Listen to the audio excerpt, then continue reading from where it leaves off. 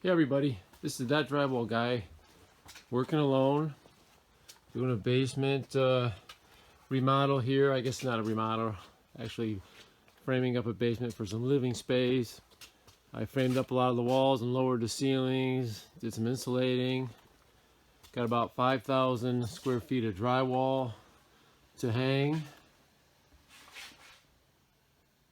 Lots of drywall. I'm working alone,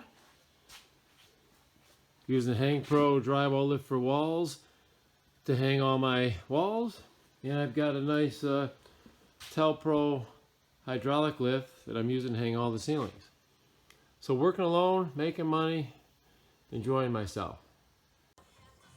Lifting and holding this 14-foot piece of drywall on this wall.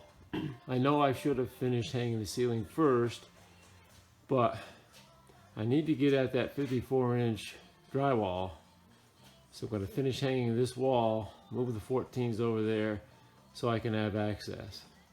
When working alone, you have to make compromises occasionally. The HangPro lift also hangs the bottom sheet. So it's not just for lifting the heavy upper panels, it really helps position and hold the lower panels as well.